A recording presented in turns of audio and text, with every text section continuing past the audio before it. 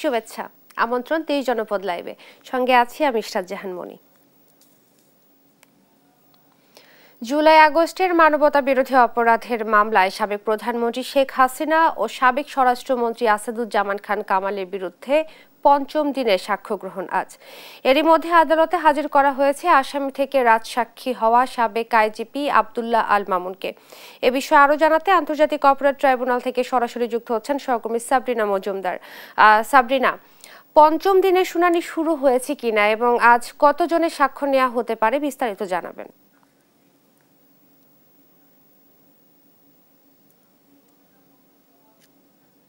কিন্তু মানবতা বিরোধী অপরাধের মামলা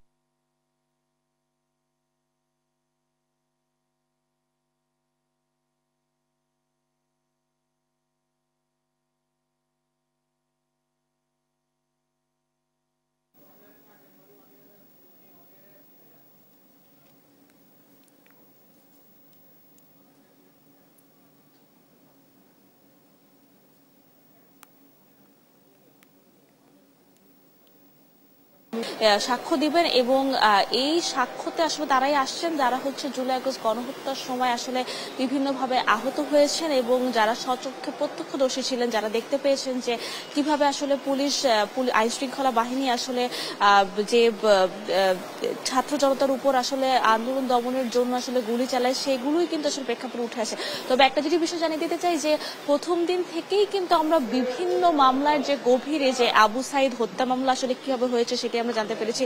কালকে যে সাক্ষ্য দিয়েছেন সেখানে কিন্তু সজল ছিলেন, যিনি হচ্ছেন যে আশুলিয়ায় যে 6 মরদেহ পোড়ানো হয় সেখানে যে একজন জীবিত শিক্ষার্থী ছিলেন তার মা, এবং তিনি যেটা জানিয়েছেন যে তিনি বিভিন্ন হাসপাতাল ঘোরানোর পর আশুলিয়া থানার সামনে আসলে হাড় এবং মাংসের যে সেটি হচ্ছে তিনি একদম মিশে একাকার হয়ে গেছে তার ছেলের যে শরীর, এবং পরবর্তীতে হচ্ছে তিনি তার ছেলের যে জুতা সেটি দেখে আসলে তাকে শনাক্ত করতে পারে। এবং এরকম করে কিন্তু নির্মম জুলাই আগস্ট গণহত্যায় যে নির্মম হত্যাকাণ্ডগুলো আসলে হয়েছিল সেগুলি আসলে আমরা এই সাক্ষ্য গ্রহণের মাধ্যমে আসলে জানতে পারছি যে কিভাবে আসলে সাবেক প্রধানমন্ত্রী শেখ হাসিনা আইন শৃঙ্খলা বাহিনীকে আসলে গুলি চালানোর নির্দেশ দিয়েছে, আইন শৃঙ্খলা বাহিনী গুলি চালানোর নির্দেশ পেয়ে, এবং কিভাবে আসলে ছাত্র জনতাকে আসলে দমনে তারা নিহত হয়েছেন। তো একটু পরেই আসলে সাক্ষ্য গ্রহণ শুরু হবে এবং 3 জন সাক্ষী আসবেন আজকে, তারা পরিবারও হতে পারে এবং সেখানে জুলাই আহতও হতে পারে। তো এখন যখন সাক্ষ্য দিবেন তখন আমরা যখন তাদের ঘটনার সম্পর্কে জানতে পারবো তখন আসলে আমি আপনার মাধ্যমে দর্শক জানাতে দিতে পারবো যে আজকে কি আসলে নতুন তথ্য, নতুন ঘটনা আসলে উঠে আসে। তো এখন পর্যন্ত এই ছিল সর্বশেষ খবর আন্তর্জাতিক অপরাধ ট্রাইব্যুনাল থেকে। মনি, ধন্যবাদ আপনাকে। আন্তর্জাতিক অপরাধ ট্রাইব্যুনাল থেকে আমাদের সঙ্গে যুক্ত হয়েছিলেন সাবরিনা মজুমদার এবং তিনি জানাচ্ছিলেন পঞ্চম দিনের শুনানি প্রসঙ্গে বিস্তারিত। কয়েকদিনের বৃষ্টি আর উজানের ঢলে দেশের বিভিন্ন এলাকায় বন্যা পরিস্থিতির সৃষ্টি হয়। বর্তমানে কোথাও কোথাও নদ নদীর পানি বাড়ছে, আবার কোথাও কমছে। পরিস্থিতি জানাতে সিরাজগঞ্জ, চাঁপাইনবাবগঞ্জ ও লালমনিরহাট থেকে সরাসরি যুক্ত হচ্ছেন সহকর্মী শুভকুমার ঘোষ, তারেক রহমান ও জামাল বাদশা। শুরুতেই যাব সিরাজগঞ্জের শুভর কাছে। শুভ, আপনার কাছে জানতে চাইবো যে নদ নদীর পানি এখন কেমন দেখছেন এবং বন্যা পরিস্থিতি নিয়ে কি বলছে পানি উন্নয়ন বোর্ড, জানাবেন বিস্তারিত।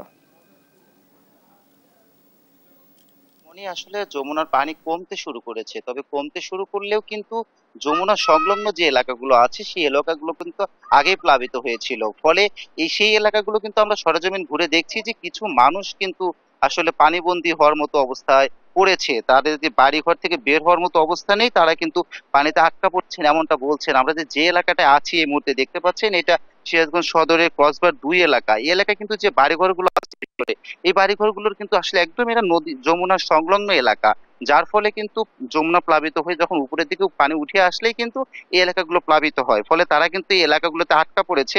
তারা কিন্তু বলছেন যে তাদের নিজেদেরও যেমন খাবারের কিছুটা সংকট দেখা দিচ্ছে, তাদের কাজ কাম কমে গিয়েছে, পাশাপাশি তাদের যে গবাদি পশুগুলো আছে সেগুলো নিয়ে কিন্তু একটু সমস্যায় আছে। আমরা একটু কথা বলি আসলে এই এলাকার যারা আছেন যে তাদের জীবন জীবিকা এখন কি অবস্থায় আছে, কোনো সমস্যা আসলে হচ্ছে কিনা, আপনারা পানিবন্দী হয়েছেন কিনা? হ্যাঁ, 10-12 দিন হলো আমাদের চলার মতো কোনো সমর্থন নাই। বাড়ির বাড়ির নামাতে পারতেছি না, এই অবস্থা হয়ে গেছে বুঝছেন। গরু বছর সারাদিন না খিলে রাখছি, আমার ওই অবস্থায়। কিন্তু কোনো লোক কোনো খবর পাতা নিতেছে না আমাদের, এই অবস্থা না কোনো কিছু। আসলে ওনারা কিন্তু বলছেন যে এই কিছু মানুষ যারা আছেন এইদিকে, যারা এইদিকে বাড়িঘর করেই থাকেন তাদের কিন্তু এখনো কোনো সহযোগিতাও পৌঁছেনি, তাদের কিন্তু কোনো খোঁজ খবরও নেয়নি। তবে যমুনায় পানি কিন্তু কমছে, সিরাজগঞ্জ কিন্তু 6 সেন্টিমিটার কমেছে এবং কাজীপুর পয়েন্টে 9 সেন্টিমিটার কমেছে। পানি দিন কমবে, এরপরে আবার বাড়বে। আসলে এই ছিল সিরাজগঞ্জ থেকে আমার কাছে বন্যা এই বিষয়ে আরো জানাতে আমাদের সঙ্গে চাঁপাইনবাবগঞ্জ থেকে যুক্ত আছেন সহকর্মী তারেক। তারেক, জানাবেন যে চাঁপাইনবাবগঞ্জে বন্যা পরিস্থিতি কি অবস্থা বিরাজ করছে? ধন্যবাদ শুভ আপনাকে। আমি এই মুহূর্তে আছি পদ্মা নদীর একেবারে প্রান্ত 4 নম্বর বাঁধে, এটি শিবগঞ্জ উপজেলার মধ্যে পড়ে। আমরা কিন্তু বেশ কয়েকদিন আগে থেকে কিন্তু পদ্মার এবং মহানন্দাস এবং অন্যান্য যে নদীগুলোর যে পানি প্রবাহিত হচ্ছিল সেগুলো আমরা খবর জানিয়ে আসছিলাম। আমরা গত কয়েকদিন ধরে দেখছি চরাঞ্চলের প্রায় 12 থেকে 14,000 মানুষ কিন্তু পানিবন্দী হয়ে রয়েছেন। তবে এখন যে পরিমাণ পানি বেড়েছিল দ্রুত গতিতে, সে পরিমাণ কিন্তু এখন পানি কমছে না, পানি কমছে একেবারে ধীরে ধীরে। ফলে জনদুর্ভোগ একরকম কিন্তু রয়ে গেছে। প্রায় অর্ধশত শিক্ষা প্রতিষ্ঠান এখন পর্যন্ত বন্ধ রয়েছে। এছাড়া কিন্তু মানুষজন এখনো কিন্তু পানিবন্দী রয়েছে। যারা পানিবন্দী রয়েছে তারা কিন্তু একরকম মানবতার জীবন যাপন করছে। তাদের অনেক ত্রাণের দরকার ছিল, চিকিৎসা দরকার ছিল, তারা কিন্তু তাদের চাহিদার তুলনায় ত্রাণ এবং স্বাস্থ্য সেবা কিছুই পাচ্ছে না। তারা যেহেতু প্রায় 20 দিনের অধিক সময় ধরে পানিবন্দী রয়েছেন, সেক্ষেত্রে তাদের মধ্যে কিন্তু ডায়রিয়া, কলেরা, ঠান্ডা, জ্বর, এমনকি চুলকানি সহ বিভিন্ন রোগ বালাই তাদের মধ্যে দেখা দিয়েছে। তারা কিন্তু এই ভয়াবহ স্বাস্থ্য বিপর্যয় ঘটতে পারে বলে আশঙ্কা করছে। তবে আমার সঙ্গে আজকে সকালে কথা হচ্ছিল চাঁপাইনবাবগঞ্জ সিভিল সার্জনের সঙ্গে। তিনি আমাদেরকে বলছেন তাদের যে মেডিকেল টিম কাজ করছিল বন্যার্তদের পাশে, এবং যারা উপসহকারী যারা মেডিকেল অফিসার আছে, হেলথ টেকনিশিয়ান আছে, তারাও কিন্তু এখন পর্যন্ত কাজ করছে এই চরাঞ্চল এলাকাগুলোতে। তবে তবে তবে স্থানীয়রা বলছে যে পরিমাণ বন্যা বেড়েছিল সে পরিমাণ বন্যা কমছে না, বন্যা কমছে ধীরে ধীরে, এবং আগামীতে তারা কিন্তু আরো কিন্তু বন্যার আশঙ্কা করছে। এজন্য তারা দ্রুত সময়ের মধ্যে প্রশাসনের হস্তক্ষেপ কামনা করছেন। তারা বলছেন প্রশাসন যদি তাদের মধ্যে এখন যদি না দাঁড়ায়, তাহলে কিন্তু একরকম যেমন খাদ্য নিয়ে কিন্তু চরম ঝুঁকিতে রয়েছে, তেমন কিন্তু স্বাস্থ্য ঝুঁকিতে রয়েছে। এছাড়া কিন্তু পদ্মা নদীর কয়েকটি স্থান কিন্তু এখন কিন্তু নদী ভাঙন শুরু হয়েছে। এই নদী ভাঙনের ফলে কিন্তু একরকম অনেকে আতঙ্কে বসবাস করছে নদী পাড়ের বাসিন্দারা, অনেকে কিন্তু বাড়ি ঘর সরিয়ে নিতে দেখেছি আমরা। তো এ ছিল আমার কাছে চাঁপাইনবাবগঞ্জ থেকে বন্যার সর্বশেষ পরিস্থিতি। আমরা যেতে চাই লালমনিরহাটে, সেখানে আছেন আমাদের সহকর্মী জামাল বাদশা। যে জামাল বাদশা, আপনি বলবেন আপনার এলাকার বন্যার সার্বিক পরিস্থিতি কি? লালমনিরহাটে কিন্তু গত 3 দিন ধরে তিস্তার পানি কমতে শুরু করেছে এবং তিস্তার পানি কমতে কমতে একেবারে তলানিতে এসে ঠেকেছে এবং বর্তমানে তিস্তার ডালিয়া ব্যারাজ পয়েন্টে পানি বিপদসীমার 48 সেন্টিমিটার নিচ দিয়ে প্রবাহিত হচ্ছে। পানি একেবারে তলানিতে নামার কারণে তিস্তা নদী তীরবর্তী নিম্নাঞ্চল এলাকাগুলোতে কিন্তু বর্তমানে ভাঙ্গন দেখা দিয়েছে এবং নদী তীরবর্তী বাসিন্দাদের সাথে কথা হয়েছে। তারা যেটি বলছে যে চলতি মৌসুমে 3বার বন্যা মোকাবেলার শেষ বন্যাটাই কিন্তু তারা সবচেয়ে বেশি ভোগান্তিতে পড়েছিল এবং অনেকের বাড়িঘর থেকে পানি নেমে গেলেও কিন্তু তারা কিন্তু ভোগান্তি থেকে একবারে রেহাই পায়নি এবং পানি দ্রুত গতিতে নেমে যাওয়ার কারণে নদী তীরবর্তী নিম্নাঞ্চল এবং চরাঞ্চলের যে গ্রামীণ কাঁচা পাকা সড়কগুলো রয়েছিল সেই সড়কগুলো কিন্তু অনেকটাই ক্ষতিগ্রস্ত হয়েছে। আমরা এই ব্যাপারগুলো নিয়ে জেলা প্রশাসনের সাথে গতকালকে কথা বলেছিলাম এবং আজকে সকালবেলা কথা বলেছি। জেলা প্রশাসন জানিয়েছে যে যারা বন্যার্ত অবস্থায় ছিল তাদেরকে জেলা প্রশাসনের পক্ষ থেকে সার্বিকভাবে সহযোগিতা করা হচ্ছে এবং বন্যা পরবর্তী যে দুর্ভোগ অর্থাৎ রাস্তার ক্ষয়ক্ষতি এবং কৃষির যে ক্ষয়ক্ষতি হয়েছে সেগুলো আসলে পর্যায়ক্রমে চাহিদা অনুযায়ী তালিকা করে সাধ্যমতো তারা সহযোগিতা করবে। আমরা পানি উন্নয়ন বোর্ডের সাথে কথা বলেছিলাম। পানি উন্নয়ন বোর্ড আমাদেরকে জানিয়েছে যে লালমনিরহাটের তিস্তা এবং ধরলার প্রায় 62টি পয়েন্টে পানি কমার পরে ভাঙ্গন দেখা দিয়েছে। বিশেষ করে তিস্তার 42টি পয়েন্টে যে ভাঙ্গন দেখা দিয়েছে সেই ভাঙ্গন প্রবণ এলাকাগুলো তারা পরিদর্শন করছেন এবং অনেক স্থানে জিও ব্যাগ ফেলে ভাঙ্গন প্রতিরোধে তারা কাজ করছেন। একটু ক্যামেরার চোখে নিশ্চয়ই দেখতে পাচ্ছেন তিস্তার পানি একেবারে তলানিতে থাকার কারণে কিন্তু যে চরাঞ্চলগুলো সেগুলো কিন্তু আসলে ভেসে উঠতে শুরু করেছে। এবং আরেকটি বিষয় জানাতে চাই যে তিস্তার এই যে পানি ওঠা নামার কারণে কিন্তু তিস্তা নদী তীরবর্তী এলাকার বাসিন্দারা কিন্তু এই যে বারবার দুর্ভোগ থেকে আসলে রেহাই পেতে চান, তারা কোনো ত্রাণ বা অন্যান্য সহযোগিতা আসলে সরকারের পক্ষ থেকে চান না। এই একেবারে স্থায়ীভাবে যদি তারা এই দুর্ভোগ থেকে রেহাই পেতে চান সেক্ষেত্রে তারা কিন্তু তিস্তা নদীর খনন এবং মহাপরিকল্পনা যেটি আসলে সরকারের পক্ষ থেকে প্রতিশ্রুতি দেয়া ছিল সেটি যাতে দ্রুত বাস্তবায়ন করা হয় সেই জন্য কিন্তু তারা নজর দেওয়ার জন্য দাবি জানিয়েছেন। সব মিলিয়ে তিস্তা বন্যা পরিস্থিতি উন্নতি হয়েছে, তিস্তার পানি একেবারে তলানিতে এসে ঠেকেছে এবং বর্তমানে বিপদসীমার 48 সেন্টিমিটার নিচ দিয়ে পানি প্রবাহিত হচ্ছে। এই ছিল লালমনিরহাট থেকে তিস্তার বন্যা পরিস্থিতির সর্বশেষ খবর। মনি, আপনাদের সবাইকে অসংখ্য ধন্যবাদ। বৃষ্টি ও উজানের ঢলে দেশের বিভিন্ন এলাকায় বন্যা পরিস্থিতির সৃষ্টি হয়েছে এবং এই ব্যাপারে বিস্তারিত জানাচ্ছিলেন সিরাজগঞ্জ, চাঁপাইনবাবগঞ্জ এবং লালমনিরহাট থেকে সহকর্মী শুভ কুমার, তারেক রহমান এবং জামাল বাদশা। এদিকে কুড়িগ্রামের যাত্রাপুরে দুধকুমার নদীতে ভাঙন দেখা দিয়েছে, এতে অনেক পরিবার হারিয়েছে ভিটেমাটি। আরো জানাতে সরাসরি যুক্ত হচ্ছেন সহকর্মী জুয়েল রানা। জুয়েল, নদীর ভাঙন রোধে কর্তৃপক্ষের কোনো পদক্ষেপ চোখে পড়েছে কিনা জানাবেন বিস্তারিত।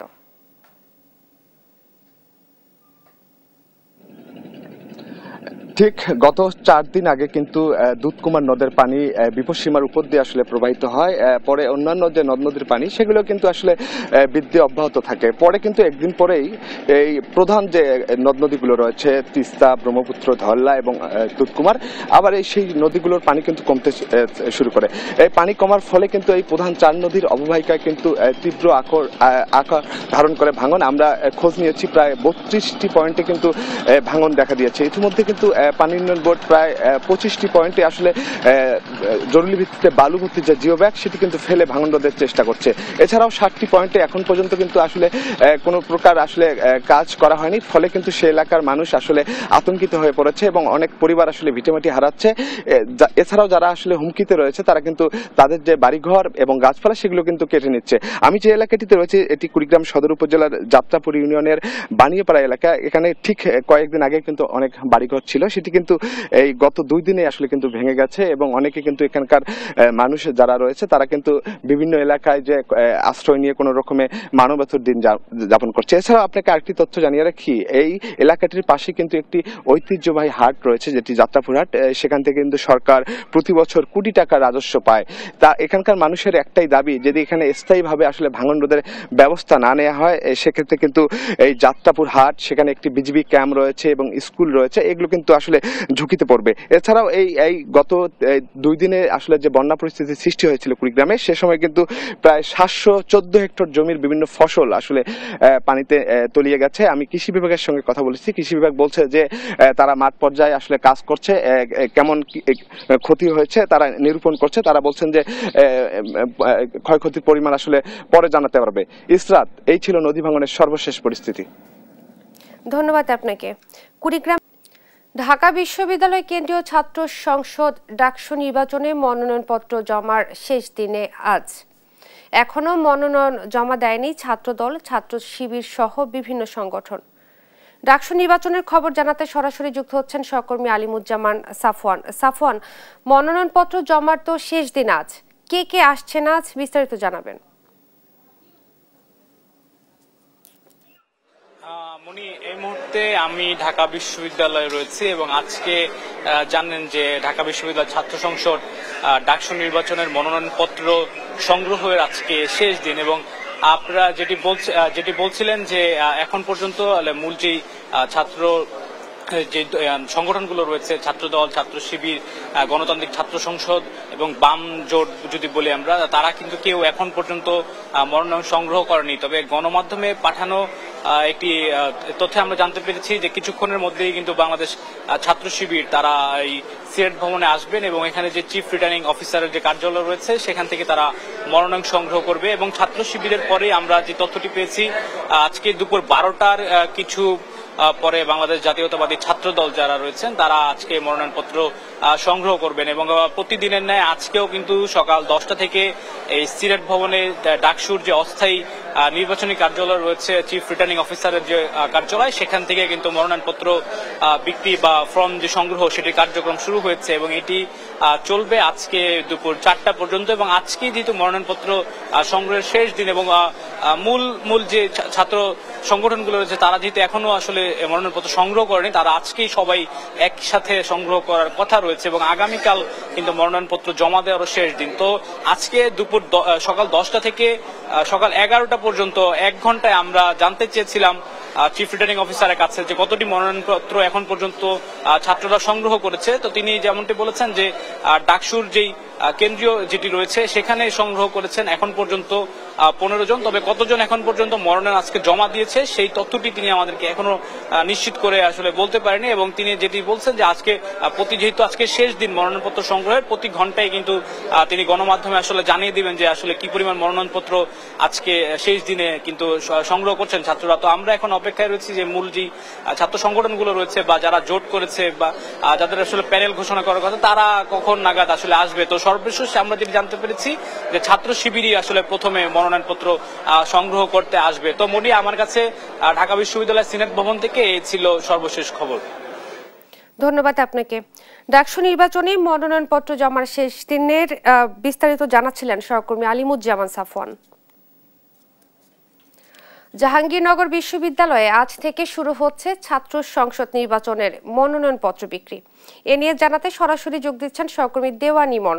ইমন, মনোনয়নপত্র বিক্রি ঘিরে ক্যাম্পাসে উৎসাহ কেমন দেখছেন, বিস্তারিত জানাবেন। জি, আপনাকে ধন্যবাদ। আমি এই মুহূর্তে রয়েছি জাহাঙ্গীরনগর বিশ্ববিদ্যালয়ের ছাত্র সংসদ জাকসু নির্বাচনের যেই অস্থায়ী নির্বাচনী কার্যালয়টি রয়েছে সেখানে, এবং আমার পেছনেই দেখতে পাচ্ছেন যে এই যে ভবনটি, এই ভবনেই কিন্তু আজকে যে নির্বাচনী যে মনোনয়ন ফর্ম, যে দ্বিতীয়বারের মতো তফসিল ঘোষণার পর যেই তারিখটি ছিল আজকের তারিখে, সেই অনুযায়ী কিন্তু আজকে নির্বাচন কমিশন কিন্তু তাদের মনোনয়ন ফর্মগুলো কিন্তু বিক্রি করছেন। আমরা দেখছি যে সকাল থেকেই কিন্তু এখানে তারা নির্বাচন কমিশনের যারা রয়েছেন তারা কিন্তু মনোনয়ন ফর্ম নিয়ে কিন্তু এখানে অবস্থান করছেন। তবে আমরা যে পরিমাণ আজকে সারা ফেলার কথা ছিল সেটি কিন্তু আমরা লক্ষ্য করছি না। এছাড়া কিন্তু আমরা দেখছি যে সকাল থেকে কিন্তু এখানে 9টা নাগাদ সময় দেওয়া থাকলেও কিন্তু নির্বাচন কমিশন সেই কার্যক্রমটি তাদের শুরু করেছে বেলা 10টা নাগাদ। এরপরে আমরা দু একজনকে দেখেছি যারা প্রার্থী রয়েছেন তারা এসে এখান থেকে ফর্ম সংগ্রহ করার জন্য আসেন, তবে এখনো পর্যন্ত কিন্তু কেউ কোন ধরনের ফর্ম কিন্তু এখনো সংগ্রহ করেননি। এছাড়া নির্বাচন কমিশন যেটি বলছে যে তাদের যে তফসিল অনুযায়ী যে সমস্ত কার্যক্রমগুলো রয়েছে তারা কিন্তু সেই অনুযায়ী তাদের সেই কার্যক্রমগুলো কিন্তু পরিচালনা করছে।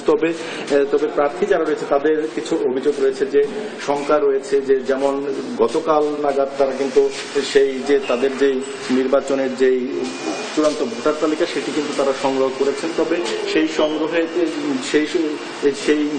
সেই তালিকাটা কিন্তু প্রকাশ করেছে। সেই তালিকা অনুযায়ী কিন্তু আজকে যেটি জানিয়েছেন নির্বাচন কমিশন সেটি 11,919 জন ভোটার সেই তালিকায় রয়েছে, এবং এখানকার যারা প্রার্থী রয়েছেন তাদের অভিযোগ যে সেই তালিকা অনুযায়ী অনেকেই কিন্তু সেই তালিকা থেকে বাদ করেছে। একজন প্রার্থী এখানে রয়েছেন, আপনি এখানে এসেছেন, আপনাদের কি অভিযোগগুলো বলছেন একটু আমাদেরকে জানাবেন। প্রথম দিকে নির্বাচন কমিশন জানিয়েছিল যে একই প্রার্থী একাধিক পদে মনোনয়নপত্র সংগ্রহ এবং জমাদান করতে পারবে না। সেটি নিয়ে আবেদন জানিয়েছিলাম যাতে করে একাধিক পদে মনোনয়ন সংগ্রহ জমাদান করা যায়, তবে একটি পদে শুধুমাত্র প্রতিদ্বন্দ্বিতা করতে পারবে এই বিষয়টি বলা থাকে। এবং একই সাথে অনেক শিক্ষার্থী আছে যারা বিশ্ববিদ্যালয়ের বৈধ শিক্ষার্থী, যারা ভোটার হওয়ার কথা কিন্তু তারা ভোটার তালিকায় অন্তর্ভুক্ত হননি। এই শিক্ষার্থীদের সংখ্যাটা অনেক, নানা কারণে এই জিনিসটি ঘটেছে। কিন্তু আমরা আসলে যেটি চাই সেটি হচ্ছে যে এই শিক্ষার্থীরা ভোটার তালিকায় অন্তর্ভুক্ত হোক এবং একটা অংশগ্রহণমূলক নির্বাচন হোক। সেজন্য বিশ্ববিদ্যালয়ে যে জাকসু নির্বাচন কমিশন আছে তাদের কাছে দাবি জানিয়েছি এবং তারা আশ্বস্ত করেছেন যে শিক্ষার্থীরা এর মধ্য দিয়ে তারা ভোটারও হতে পারবেন এবং তারা প্রার্থীও হতে পারবেন। এই জন্য আমরা আশান্বিত হয়েছি। আমি আশা করি যে জাকসু নির্বাচনে অংশগ্রহণমূলক এবং সুষ্ঠু এবং অবাধ হবে। ধন্যবাদ আপনাকে। যেমন শুনছিলেন যে এখন পর্যন্ত যে পরিমাণ ভোটার এখানে উপস্থিত হওয়ার কথা ছিল, যারা মনোনয়ন সংগ্রহ করবেন, যে সমস্ত প্রার্থী যারা এখানে উপস্থিত হওয়ার কথা ছিল সেইটি কিন্তু আমরা এখনো পর্যন্ত লক্ষ্য করিনি। তবে এখনো পর্যন্ত যারা এখানে এসেছেন এবং নির্বাচন কমিশন বলছে যে যথাযথভাবে সুষ্ঠু পরিবেশেই একটি নির্বাচন তারা অনুষ্ঠিত করতে পারবেন। তো এই ছিল আমাদের জাহাঙ্গীরনগর বিশ্ববিদ্যালয়ের জাকসু নির্বাচনের সর্বশেষ খবর। ধন্যবাদ আপনাকে। জাহাঙ্গীরনগর বিশ্ববিদ্যালয়ে আজ থেকে শুরু হচ্ছে ছাত্র সংসদ নির্বাচনের মনোনয়নপত্র বিক্রি। এই ব্যাপারে বিস্তারিত জানাচ্ছিলেন সহকর্মী দেওয়ান ইমন। ময়মনসিংহে পালন করা হচ্ছে জাতীয় মৎস্য সপ্তাহ। এ বিষয়ে আরো জানাতে সরাসরি যুক্ত হচ্ছেন সহকর্মী ইলিয়াস আহমেদ। ইলিয়াস, মৎস্য সপ্তাহে কি কি কর্মসূচি রয়েছে, বিস্তারিত জানাবেন। অভয়াশ্রমে দেশ গড়ি, মাছ উৎপাদনে দেশ গড়ি, এই প্রতিপাদ্য নিয়ে ময়মনসিংহে জাতীয় মৎস্য সপ্তাহ উদযাপন করা হচ্ছে। অর্থাৎ দিবসটি উপলক্ষে আমরা দেখেছি আজ সকালে জেলা প্রশাসক কার্যালয়ের সামনে থেকে একটি শোভাযাত্রা বের হয়ে কিন্তু জেলা পরিষদ কার্যালয়ের সামনে এসে শেষ হয়েছে। অর্থাৎ জেলা পরিষদ সম্মেলন কক্ষে কিন্তু এখন আলোচনা সভা যে অনুষ্ঠান সেটি কিন্তু শুরু হয়েছে, চলছে। অর্থাৎ এর পূর্বে আমরা দেখেছি জেলা প্রশাসক কার্যালয়ের সামনে যে একটি পুকুর রয়েছে সেখানে কিন্তু মাছ অবমুক্ত করা হয়েছে। অর্থাৎ যারা এই জেলা মৎস্য কার্যালয় আয়োজিত এই জাতীয় মৎস্য সপ্তাহ উপলক্ষে কিন্তু নানান আয়োজন করা হয়েছে। আজকের এই অনুষ্ঠান থেকে 5 জন চাষিকে কিন্তু পুরস্কৃত করা হবে। অর্থাৎ জেলা মৎস্য অধিদপ্তর থেকে আমাদেরকে জানানো হয়েছে মাছ উৎপাদনে কিন্তু এই ময়মনসিংহ জেলা কিন্তু বারবারই প্রথম, দ্বিতীয়, তৃতীয় স্থান অর্জন করে আসছে। অর্থাৎ তারা যে মাছের চাষিদেরকে নানানভাবে উদ্বুদ্ধ করছেন এবং এই জাতীয় মৎস্য সপ্তাহ উপলক্ষে কিন্তু তারা চাষিদেরকে নানানভাবে উদ্বুদ্ধ করে মাছ উৎপাদনে কিভাবে আরো এই ময়মনসিংহ জেলাকে এগিয়ে নিয়ে যাওয়া হয় সেই বিষয়টি কিন্তু তারা বলছিলেন। অর্থাৎ যারা পুরস্কৃত হচ্ছেন তাদের সঙ্গেও আমরা কথা বলেছিলাম। তারা বলছেন যে জেলা মৎস্য অধিদপ্তর থেকে তাদেরকে বিভিন্ন সময় কিন্তু সহযোগিতা করার কারণে কিন্তু আজকে তারা মাছ উৎপাদনে যে সফলতা সেটি কিন্তু তারা পেয়েছেন। আমরা যদি এই বিষয়টি নিয়ে একটু যুক্ত হতে চাই, ময়মনসিংহ জেলা মৎস্য কার্যালয়ের যে প্রধান রয়েছেন অর্থাৎ মোহাম্মদ নাজিমউদ্দিন, জানতে চাই ময়মনসিংহ মাছ উৎপাদনে আমরা দেখি সারা বাংলাদেশে প্রথম, দ্বিতীয়, তৃতীয় হচ্ছে প্রায় সবসময় বলা যায়। আসলে চাষিরা এত সফলতা কিভাবে তারা পাচ্ছে, এই কৌশল যদি আপনি একটু আমাদেরকে বলতেন। ধন্যবাদ আপনাকে। বিগত দিনগুলোতে মৎস্য অধিদপ্তর থেকে চাষিদের জন্য বিভিন্ন সচেতনতামূলক কার্যক্রম এবং জেলা উপজেলা পর্যায়ে বিভিন্ন প্রশিক্ষণ কার্যক্রম পরিচালিত হয়ে আসছে এবং এখানকার মাটি পানি ও মাছ চাষের জন্য অত্যন্ত উপযোগী, যার জন্য ময়মনসিংহ জেলায় মাছ চাষে সারা দেশে প্রথম। এবছর 2023-24 আর্থিক সালে ময়মনসিংহ জেলায় প্রায় 3,45,000 মেট্রিক টন মাছ উৎপাদিত হয় সারা দেশের মধ্যে, যেটা 1 নম্বর অবস্থায় আছে এবং চাষকৃত মাছের 11 ভাগ আমাদের ময়মনসিংহ জেলা থেকে সরবরাহ হয়ে থাকে। তিনি কিন্তু বলছিলেন যে ময়মনসিংহ জেলায় কিন্তু এবছর 3,45,000 মেট্রিক টন মাছ উৎপাদন হয়ে সারা বাংলাদেশে ময়মনসিংহ জেলা কিন্তু মাছ উৎপাদনে প্রথম হয়েছে, সেই বিষয়টি বলছিলেন। এবং তারা কিন্তু চাষিদেরকে নানানভাবে উদ্বুদ্ধ করছেন মাছ উৎপাদনে। এবং আমরা চাষিদের সঙ্গেও কথা বলেছিলাম, তারা বলছেন যে জেলা মৎস্য কার্যালয় যে রয়েছে এবং মৎস্য কর্মকর্তারা যারা আছেন তারা কিন্তু নানানভাবে বিভিন্ন সময় মাছ উৎপাদনে তারা পরামর্শ দিয়ে থাকেন, যার ফলেই কিন্তু তাদের যে সফলতা সেটি কিন্তু প্রতিনিয়ত আসছে। এই ছিল আমার কাছে ময়মনসিংহের জাতীয় মৎস্য সপ্তাহ উদযাপন উপলক্ষে সর্বশেষ। ধন্যবাদ আপনাকে। ময়মনসিংহে পালন করা হচ্ছে জাতীয় মৎস্য সপ্তাহ এবং এই ব্যাপারে বিস্তারিত জানাচ্ছিলেন সহকর্মী ইলিয়াস আহমেদ। মাগুরার মধুমতি নদীতে মাঝে মধ্যেই দেখা যায় কুমির। আতঙ্কে নদী তীরের মানুষ ও মৎস্যজীবীরা। আরো জানাতে সরাসরি যুক্ত হচ্ছেন সহকর্মী পঙ্কজ রায়। পঙ্কজ, প্রশাসনের পক্ষ থেকে কি ধরনের সতর্কতামূলক ব্যবস্থা নেওয়া হয়েছে জানাবেন। ধন্যবাদ মনি। আমি এই মুহূর্তে আছি মাগুরার মোহাম্মদপুরের মধুমতি নদীর উপর যে ব্রিজটা, সেই ব্রিজের উপর দাঁড়িয়ে আপনাদের দর্শকদের জানিয়ে রাখতে চাই আপনার মাধ্যমে যে এই মাগুরার এই মধুমতি নদীটাই এই বর্ষা সময়ে হঠাৎ করেই কুমিরের উপদ্রব শুরু হয়েছে। এখানে শ্রীপুরের গড়াই নদীতেও এখানে দেখা গিয়েছে আপনার কুমির, আবার এই মধুমতি নদীতেও প্রায় 15 ফুট লম্বা আকারের কুমির দেখা যাচ্ছে, যা জনমনে ভীতসন্ত্রস্তকর একটা পরিস্থিতি তৈরি হয়েছে, যার কারণে নদী তীরবর্তী এলাকার মানুষজন তার দৈনন্দিন প্রয়োজনে এই নদীর পানি ব্যবহার করতে ভয় পাচ্ছে এবং মৎস্যজীবীরা তাদের মৎস্য আহরণের জন্য তারা যথেষ্ট বেগ পেতে পারছে। এই উৎকণ্ঠার মাঝ দিয়ে আমাদের মোহাম্মদপুর উপজেলা প্রশাসনের পক্ষ থেকে বিবিধ ব্যবস্থা নেওয়া হয়েছে। সাধারণ জনগণকে এখানে সতর্কতামূলক বাণী থেকে শুরু করে মাইকিং অনেক ধরনের কার্যক্রম এখানে করা হয়েছে। তাই এখানে আমি এখন কথা বলবো মোহাম্মদপুর উপজেলা নির্বাহী কর্মকর্তা জনাব শাহিনুর আক্তারের সাথে। তিনি আমাদেরকে জানাবেন আসলে মোহাম্মদপুরের এই কুমির কাণ্ডে উপজেলা প্রশাসনের ভূমিকা কতটুকু। ধন্যবাদ। মোহাম্মদপুর উপজেলাটি মধুমতি নদীর তীরবর্তী। এই নদীতে একটি কুমির দেখা যায় মর্মে সামাজিক মাধ্যমে ব্যাপকভাবে বিষয়টি ছড়িয়ে পড়ে এবং যা জনসাধারণের মাঝে উৎকণ্ঠা এবং আতঙ্ক তৈরি হয়। পরবর্তীতে যেন সাধারণ জনগণকে সচেতন ও সতর্ক করার জন্য মধুমতি নদীর তীরবর্তী যে সকল ইউনিয়ন আছে, বাবুখালী, পলাশবাড়িয়া এবং সদর সহ সকল ইউনিয়নগুলোতে ব্যাপক আকারে মাইকিং করা হয়, প্রচার প্রচারণা চালানো হয় যেন সাধারণ মানুষ সকলে সতর্ক থাকে এবং একই সাথে মৎস্য কর্মকর্তার মাধ্যমে যারা মৎস্যজীবী আছে তাদেরকেও সতর্কভাবে মৎস্য আহরণের জন্য নির্দেশনা প্রদান করা হয়। তাছাড়া বন বিভাগ সহ উপজেলা প্রাণী সম্পদ কর্মকর্তা সংশ্লিষ্ট সকল দপ্তরকে বিষয়টি অবগত করা হয় এবং উপজেলা প্রশাসনের পক্ষ থেকে সাধারণ মানুষকে সুরক্ষিত রাখার জন্য সকল ধরনের প্রয়োজনীয় পদক্ষেপ গ্রহণ করা হয়েছে। ধন্যবাদ। আমরা কথা বলবো এই প্রচারণা সামাজিক মাধ্যম সহ স্থানীয় গণমাধ্যম সহ বিভিন্ন ভাবে প্রচারণা করা হচ্ছে যে মধুমতি নদীতে যেন সবাই সতর্কতামূলক অবস্থান নেয়। আমরা কথা বলবো মোহাম্মদপুর প্রেস ক্লাবের সেক্রেটারি মাসুদ রানার সাথে, আসলে তারা তাদের প্রেস ক্লাবের মাধ্যমে সংবাদ মাধ্যমে আসলে এটা কিভাবে প্রচার করছে। ধন্যবাদ দেশ টিভির এবং দেশ টিভির মাগুরা জেলা প্রতিনিধি পঙ্কজ রায়কে। আমাদের মোহাম্মদপুর উপজেলায় বাবুখালী, মোহাম্মদপুর সদর এবং পলাশবাড়িয়ায় তিনটি উপজেলায় এই মধুমতি নদী তীরবর্তী। এইটা আমরা যখন জানি যে মধুমতি নদীতে কুমির দেখা গেছে, তখন আমি সহ আমার প্রেস ক্লাবের সাংবাদিকবৃন্দ, সকল সাংবাদিকবৃন্দই ফেসবুক, বিভিন্ন গণমাধ্যমে প্রচার করি এবং প্রচারের মাধ্যমে নদীর এই তীরবর্তী উপজেলার লোকজনকে আমরা সতর্ক থাকার জন্য অনুরোধ জানিয়েছি। এই ছিল মধুমতি নদী তীরবর্তী থেকে এই মধুমতি কুমির নিয়ে আমার কাছে সর্বশেষ সংবাদ। ধন্যবাদ আপনাকে।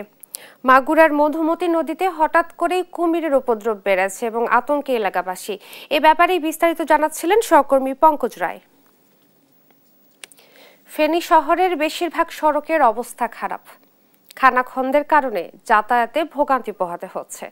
এ নিয়ে আরো জানাতে সরাসরি যুক্ত হচ্ছেন সহকর্মী তোফায়েল আহমেদ নিলয়। নিলয়, রাস্তা সংস্কার নিয়ে কি কর্তৃপক্ষ কিছু বলেছে কিনা জানাবেন? ধন্যবাদ আপনাকে। বলে রাখে যে আমি এই মুহূর্তে রয়েছি ঢাকা চট্টগ্রাম মহাসড়কের ফেনীর লেমুয়া অংশে। আমার পিছনে যে সড়কটি দেখতে পাচ্ছেন এটি হচ্ছে ঢাকা চট্টগ্রাম মহাসড়ক।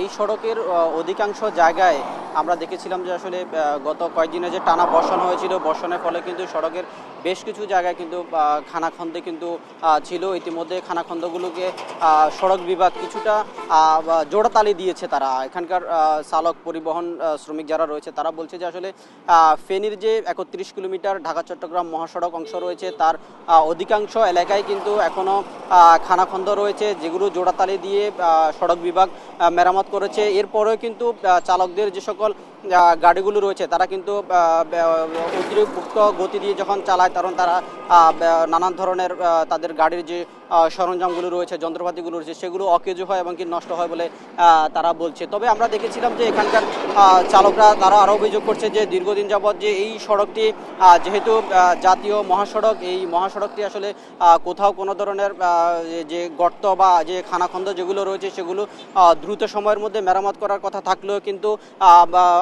যে মহাসড়ক রয়েছে, যে এখানকার যে সড়ক বিভাগ রয়েছে তারা কিন্তু খুব দ্রুত সময় সেগুলো মেরামত করে না। বছরের পর বছর এই সড়কগুলো আসলে জোড়াতালি দিয়ে তারা মেরামত করে বলে তারা বলছে। তবে তাদের দাবি ছিল যে দীর্ঘদিন তারা বলছে যে যেহেতু এটি জেলা বাংলাদেশের মহাসড়ক, সেটি এই জাতীয় মহাসড়কগুলোতে আসলে সবসময় দেশের অর্থনৈতিক চাকা রোলিংয়ের জন্য যে অর্থনৈতিক চাকা রোলিংয়ের জন্য এই সড়কগুলো দিয়ে কিন্তু তারা দেশের প্রত্যন্ত অঞ্চলে বিভিন্ন ধরনের সরঞ্জাম, পণ্যবাহী ট্রাক যাতায়াত করে। সেক্ষেত্রে এই সড়কটি স্মুথভাবে অর্থাৎ কি স্বাভাবিক চলাচল যেন সবসময় থাকে সেটির জন্য কিন্তু তারা জোর দাবি জানায়। ইতিমধ্যে সড়ক বিভাগ তারা বলছে যে দ্রুত সময়ের মধ্যে যেসব খানাখন্দগুলো রয়েছে সেগুলো মেরামত করার উদ্যোগ নেবেন বলে জানিয়েছিলেন। তবে আপনাকে বলে রাখি, আমরা দেখেছিলাম যে চলতি বছরে এই ঢাকা চট্টগ্রাম মহাসড়কে প্রায় 40টির মতো প্রাণহানির ঘটনা ঘটেছে বিভিন্ন সড়ক দুর্ঘটনায় এই খানাখন্দের কারণে। তো এই ছিল আমার কাছে ফেনীর মহাসড়ক থেকে সর্বশেষ তথ্য। ধন্যবাদ আপনাকে। ফেনী শহরের রাস্তাঘাটের বেহাল অবস্থা, ভোগান্তিতে মানুষ। এ ব্যাপারে বিস্তারিত জানাচ্ছিলেন সহকর্মী তোফায়েল আহমেদ নিলয়। নানা অব্যবস্থাপনায় চলছে মুন্সিগঞ্জ টঙ্গিবাড়ি উপজেলা স্বাস্থ্য কমপ্লেক্সের চিকিৎসা সেবা। পরিস্থিতি জানাতে সরাসরি যুক্ত হচ্ছেন সহকর্মী সুমিত সরকার। সুমন, আপনার কাছে জানতে চাইবো যে হাসপাতালে কি ধরনের অনিয়ম দেখতে পাচ্ছেন আর কি বলছে রোগী ও স্বজনরা, জানাবেন। জি, ধন্যবাদ আপনাকে। আপনি আসলে যেমনটি বলছিলেন, মুন্সিগঞ্জের টঙ্গিবাড়ি উপজেলা স্বাস্থ্য কমপ্লেক্সের 1 লাখ মানুষের কিন্তু একমাত্র উপজেলা স্বাস্থ্য কমপ্লেক্স। সেখানে কিন্তু প্রায় 20 জন ডাক্তার থাকার কথা থাকলেও কিন্তু এখানে কিন্তু 14 জন ডাক্তার দিয়ে তারা এই চিকিৎসা সেবা দিচ্ছে। এতে করে কিন্তু এখানে যেই পরিমাণ রোগী হয় সেই চিকিৎসা দিতে কিন্তু তারা কিন্তু খুব নার্ভাস ফিল করছেন এবং তারা বলছেন যে যেই পরিমাণ লোকজন হয় তারা ঠিকমতো চিকিৎসা সেবা দিতে পারছে না বলে আমাদের জানিয়েছেন। মুন্সিগঞ্জ টঙ্গিবাড়ি ছাড়াও কিন্তু নারায়ণগঞ্জের একটি উপজেলা থেকে এখানে কিন্তু চিকিৎসা নিতে আসেন এবং শরীয়তপুর থেকেও কিন্তু এখানে তারা চিকিৎসা নিতে আসেন বলে আমাদের এখানকার রোগীর স্বজনরা জানিয়েছেন। তো এখানে কিন্তু একটি পুরাতন ভবন রয়েছে, যেই ভবনটি একেবারে জরাজীর্ণ। এখানে কিন্তু পলাস্তার ভেঙে ভেঙে পড়ছে, বৃষ্টি হলে কিন্তু আসলে পানি পড়ছে, এর মধ্যেই তারা আসলে চিকিৎসা সেবা দিচ্ছে। এবং এদিকে কিন্তু তাদের আউটসোর্সিং এর যেই লোকবল থাকার কথা সেই লোকজন না থাকার কারণে কিন্তু ময়লার পাশেই কিন্তু আসলে তারা চিকিৎসা সেবা দিচ্ছে বলে আমাদের জানিয়েছেন। তো আমি এখানকার আবাসিক মেডিকেল অফিসার, তার সাথে একটু জানার চেষ্টা করব। আপনি একটু জানাবেন যে আসলে আপনারা কিভাবে চিকিৎসা সেবা দিচ্ছেন এবং কি সমস্যা হচ্ছে? আচ্ছা, আমাদের এখানে স্বাস্থ্য কমপ্লেক্সের নিজস্ব উপজেলা ছাড়া সদরের কিছু অংশ এবং লৌহজং এবং সিরাজদিখানের কিছু অংশ রোগী এখানে আসে, তাই এখানে রোগীর সংখ্যা অনেক বেশি। 700 থেকে 750 প্রতিদিন আউটডোর রোগী হয় এবং ইনডোরে বেড অকুপেন্সি রেট 115 ছিল গত মাসে এবং প্রত্যেকবারই 100 আপ থাকে। তাই আমাদের এখানে জনবল এবং যে লোকজন আছে সে নিয়ে আমরা চিকিৎসা দিচ্ছি। তবে আমাদের এই মুহূর্তে একটু পরিচ্ছন্নতা কর্মীর একটু সংকট রয়েছে। এই পরিচ্ছন্নতা কর্মীর 5টা পোস্ট রয়েছে, মাত্র একজন আছে, আউটসোর্সিং একজন দেওয়া হয়েছে, এখনো 1.5 মাস যাবত জয়েন করেনি। আর বাকি আমাদের যে স্টাফ আছে তা নিয়ে আমরা কাজ করে যাচ্ছি। আর আমাদের যে পুরাতন ভবনটা আছে সেটা একটু ঝুঁকিপূর্ণ, আমরা উপরে এটা অবহিত করেছি এবং আমাদের এই ঝুঁকিপূর্ণ হওয়ার কারণে কিছু ছাদ দিয়ে কিছু রুমে পানি পড়ে এবং পরিচ্ছন্নতার জন্য একটু কষ্ট হয়ে যাচ্ছে। এবং আমাদের হাসপাতালে ঢোকার যে রাস্তাটা একটু সংকীর্ণ, আমরা কয়েকবার বলেছি, বিভিন্ন উপজেলা প্রশাসন বলেছি এই রাস্তাটাকে একটু প্রশস্ত করলে আমাদের অ্যাম্বুলেন্স সহ অন্যান্য গাড়িগুলি চলাফেরা করতে সুবিধা হয়। আর আমাদের এখানে বিভিন্ন বিশেষায়িত কর্নার রয়েছে, যেমন NCDC corner, vision centre, dots corner এবং এটা জিন এক্সপার্ট মেশিনে রয়েছে। এইখানে ময়লা আবর্জনায় একেবারে ঠিক পাশেই রোগীদের এই বিষয়ে আপনারা কি কি পদক্ষেপ নিয়েছেন? আমরা এই গত মাসও বাইরের লোক নিয়ে আমরা 10 জন লেবার নিয়ে পুরা আমরা ক্যাম্পাস এবং ইনডোর আউটডোর পরিষ্কার করেছি এবং প্রতিনিয়ত আমরা চেষ্টা করতেছি যে আমাদের লোকবল যাতে সরবরাহ করা হয়, কারণ পরিচ্ছন্নতা কর্মী মাত্র একজন দিয়ে আমরা কাজ করতেছি। তাই আমরা এই পর্যাপ্ত লোকবলের জন্য আমরা কাগজ পাঠিয়েছি এবং আমাদের যে আপনাকে একজন রোগীর সাথে একটু কথা বলার চেষ্টা করবো। আপনি এখানে কি সমস্যা নিয়ে এসেছিলেন এবং চিকিৎসা পেয়েছেন কিনা? হ্যাঁ, আমি আসলে আমার একটু শারীরিক পাইলসের সমস্যা আছে, ওই জন্য আসছি এবং ডক্টর দেখাইছি। ডক্টর খুব আন্তরিক। ডাক্তার আমার টেস্ট দিছে, কিছু টেস্ট করাইছি হসপিটালেই। ধন্যবাদ আপনাকে। আপনি আসলে যেমনটি শুনছিলেন এখানকার চিকিৎসক এবং স্বজনরা বলছেন যে যেই পরিমাণ এখানে রোগী হয় সেখানে তাদের চিকিৎসা দিতে সমস্যা হয় বলে আমাদের এখানকার কর্তৃপক্ষ জানিয়েছেন। তো এই ছিল আমার কাছে মুন্সিগঞ্জের টঙ্গিবাড়ি থেকে সবশেষ খবর। ধন্যবাদ আপনাকে। নানা অনিয়মের মধ্যে চলছে মুন্সিগঞ্জ টঙ্গিবাড়ি উপজেলা স্বাস্থ্য কমপ্লেক্সের চিকিৎসা সেবা। এই ব্যাপারে বিস্তারিত জানাচ্ছিলেন সহকর্মী সুমিত সরকার সুমন। জাতীয় মৎস্য সপ্তাহের উদ্বোধনী অনুষ্ঠানে বক্তব্য রাখছেন প্রধান উপদেষ্টা ডক্টর মোহাম্মদ ইউনূস। সরাসরি চলে যাচ্ছি সেখানে। প্রিয় খাদ্য এবং যারা এই খাদ্য উৎপাদনে নিরবচ্ছিন্নভাবে কাজ করে, যাদের কথা আমরা স্মরণে রাখি না, আমরা শুধু মাছটা টাটকা কিনা, দামে সস্তা কিনা এটা নিয়ে ব্যস্ত থাকি। যারা এর পেছনে আছে তাদেরকে আমরা আজকে পদক দিয়ে সম্মানিত করেছি। তাদের সবাইকে আবার জোরে হাততালি দিয়ে একটা সবাই মিলিত হাততালি। কারণ এই দিনের পরে আবার সবাই ভুলে যাবো তাদের কথা, মাছের দিকে মনোযোগ দেব। যারা মাছ উৎপাদন করে আমাদের কাছে নিয়ে আসলো তাদের কথা আমাদের আর মনে থাকবে না। আজকের দিনটা তাদের মনে করিয়ে দেওয়ার জন্য। তারা কি প্রতিকূল অবস্থার মধ্যে আমাদের জন্য বাছাই করা মাছগুলো টাটকা অবস্থায় পরিবেশন করার জন্য ব্যস্ত থাকে। একজনের কাহিনী তো শুনলাম, তার নিজের মুখে পদক নেওয়ার আগে সে মাছ বিক্রি করতে এসে গুলির সামনে পড়ে গেল। বেচারা সারা রাত এই মাছের পেছনে ছিল, কোথায় চট্টগ্রাম থেকে সে এখানে এসছে। এটা তো মাত্র একটা উদাহরণ। মাছ আমাদের জন্য প্রকৃতির একটা উপহার। এটা কোনো আমরা কারখানাতে বানাইনি, এটার জন্য আমরা কোনো শ্রমিক নিয়োগ করি নাই যেটা বানিয়ে নিয়ে আসতে হবে। আল্লাহর দান, আমরা ধরে নিয়ে আসি, খাবার বেলায় উৎসাহ পাই, আরো খেতে চাই।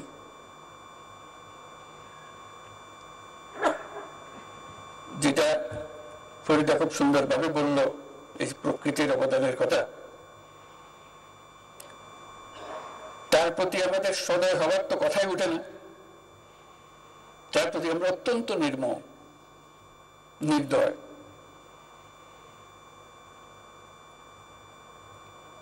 সে আমাদেরকে অন্য সব কথা বাদ দিল, শুধু একটা খাবারের কথা সে আমাদেরকে প্রতিনিয়ত দিয়ে যাচ্ছে। আমরা শুধু ধরে আনছি,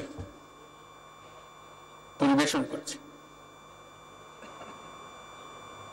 তার প্রতি সদয় হবার চিন্তা আমাদের মাথায় আসে।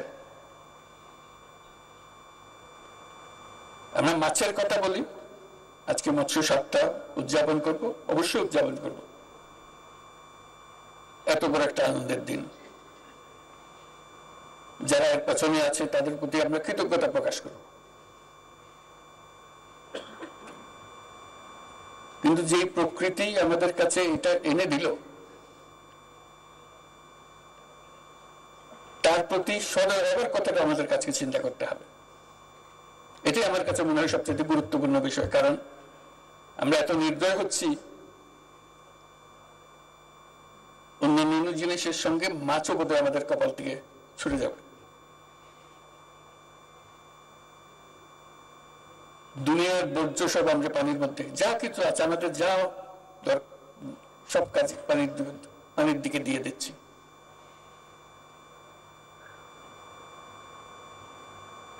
আমরা নদী শাসনের কথা বলি, কথার কথা বলি, হয়তো নদী পালনের কথা বলি না। তা সে শাসন করতে চাই আমরা, এবং শাসনের নামে তার প্রতি যত নির্দয় হওয়ার জিনিস সেটাও করি। আমাদের বর্জ্য তো দিচ্ছি পানির ভেতরে ঢুকিয়ে। এই বর্জ্য যে বিষ হয়ে আমাদের প্রতি আসছে সেটাও আমরা গ্রাহ্য করছি না। মৎস্য সপ্তাহ উদ্বোধনী অনুষ্ঠানে বক্তব্য রাখছেন প্রধান উপদেষ্টা ডক্টর মোহাম্মদ ইউনূস। আমরা সরাসরি ছিলাম সেখানে। এই ছিল এখনকার দেশ জনপদ লাইভ। পরের বুলেটিন দেখার আমন্ত্রণ রইল। ধন্যবাদ সবাইকে।